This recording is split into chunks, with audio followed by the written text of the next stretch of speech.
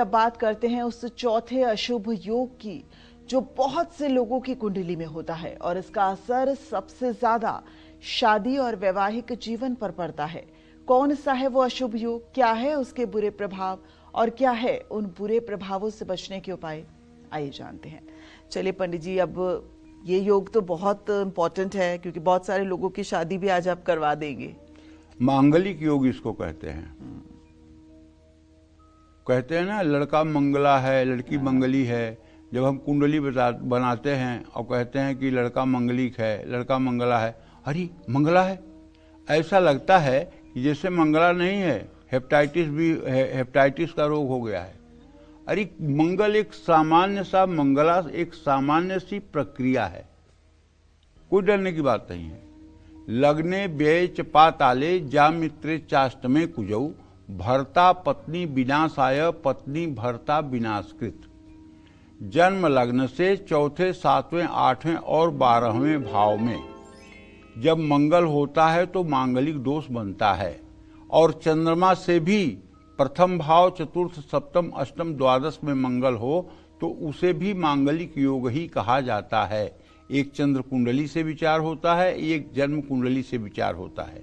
लेकिन न मंगली चंद्र भृगु द्वितीये न मंगली पश्यति अस्य जीवः न मंगली केंद्र गते च राहु न मंगली मंगल राहु योगे। अगर मंगल अस्त है तो मांगलिक दोष नहीं होगा। अगर मंगल नीच राशि में, कर्क राशि में है तो मांगलिक दोष नहीं होगा।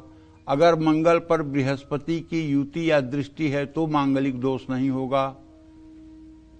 अगर मंगल ग्रहण दोष में है तो भी मांगलिक दोष का प्रभाव कम हो जाएगा। राहु केंद्र में है तो मंगली दोष का प्रभाव कम हो जाएगा। धनु लग्न में अगर 12वें घर में मंगल है तो भी मंगली दोष समाप्त हो जाएगा। वृश्चिक राशि में अगर चतुर्थ भाव में मंगल है तब भी मंगलिक दोष समाप्त हो जाएगा। तो मंगल दोष समाप्त होने के 50 योग हैं। लेकिन जिनको नहीं आइडिया है, जो केवल ये जानते हैं कि इससे मांगलिक होता है, तो लोगों को इतना ज्यादा डरवा देते हैं कि जिसकी कोई सीमा नहीं है। इसलिए मांगलिक दोष एक हवा हो गया है। हाँ, अगर मांगलिक दोष हो ही तो मांगलिक लड़के या लड़की से विवाह करना चाहिए। अगर ये संभव नहीं है तो मंगल का वैदिक मंत्र ओम अग्निर्मूर्धा दिवः ककुत्पतिः पृथिव्यः अयम अपाग्वं रेताग्वं सिजिन्मति, इस मंत्र का 50,000 मंत्र जप करवा करके और हवन तर्पण मार्जन करा करके 12 ब्राह्मणों को भोजन करके करा के लाल वस्त्र दान करके दक्षिणा दे करके विदा करना चाहिए।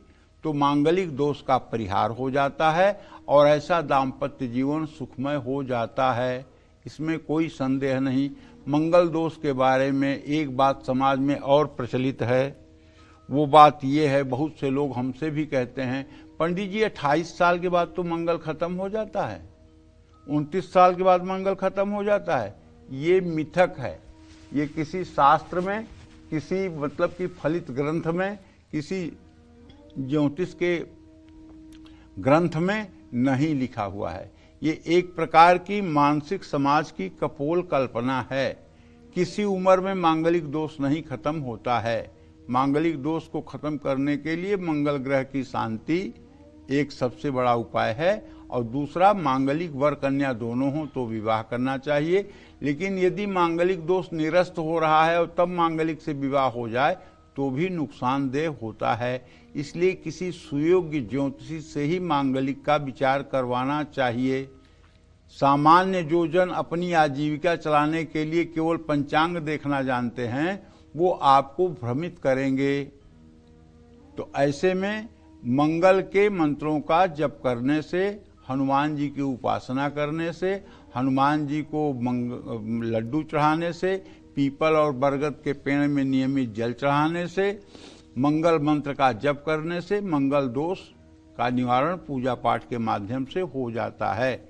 जय मां विंध्यवासिनी।